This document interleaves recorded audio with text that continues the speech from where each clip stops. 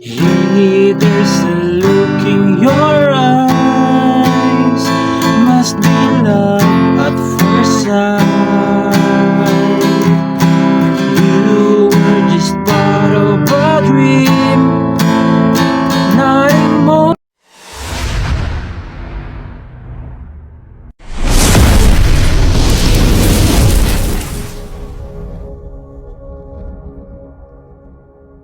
Hello mga ka-idol! So ngayon, meron na naman akong ituturo sa inyong napakagandang kanta.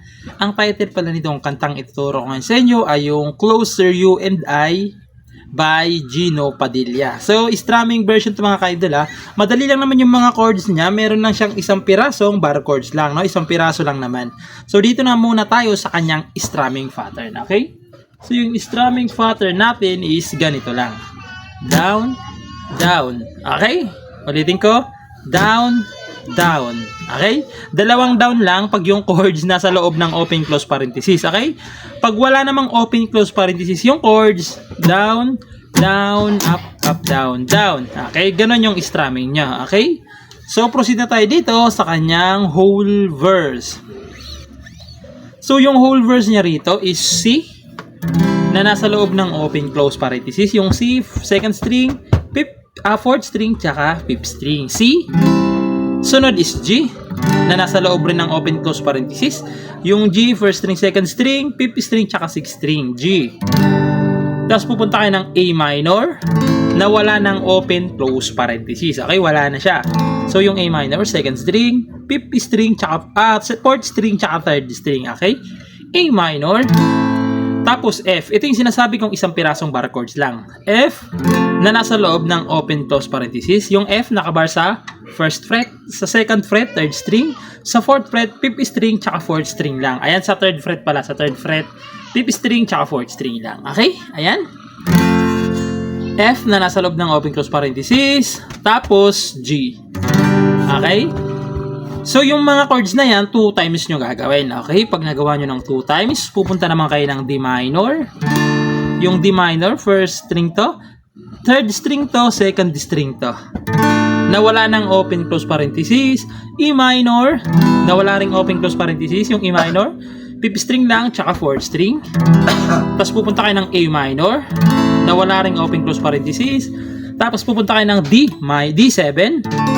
Yung D7, second string to, first string to, third string to. Ayan yung D7, na walang open close parenthesis, tapos F, tapos D minor, tapos G, tapos isa pang D. Okay, so ayan chords na yung mga ka-idol, pre-chorus talaga yan. Inisa ko na lang kasi halos paulit-ulit lang naman, karugtong na yung kanyang pre-chorus. Kaya inisa ko na lang siya na. So sasampulan ko naman kayo para mas maintindihan nyo. So ganito naman siya kapag kinantahan. Hey, there's a look in your eyes, must be love at first sight. Tapos isa pa, you were just part of a dream, nothing more, so it seemed. Tapos yung sa baba, but my love couldn't wait much longer. Just can't forget the picture of your smile, 'cause every time I close my eyes, you come alive. The closer I get. So, doon na yung papasok yung chorus, okay? So, wag na natin patagalin. Proceed na tayo doon sa kanyang chorus. So, yung chorus niya naman dito is D. E pala, E. So, hindi ko na iisa-isa yung string no kasi naturo ko na kanina. Ayan, E. Maliban dito pala sa E. So, yung E, third string. Ayan, third string, fifth string, tsaka fourth string. Ayan, E. Tapos A minor. Tapos D, 7. Tapos G. Pagkatapos nyan, pupunta kayo ng C, F, D minor, tapos G. Okay? Yung mga chords na yan sa chorus, dalawang beses nyo gagawin. Okay? So, sasampulan ko kayo para mas maintindihan nyo, no? So, babagalan ko lang. So, ganito naman siya kapag kinantahan. The closer I get to touching you, closer I get to loving you. Give it a time, just a little more time.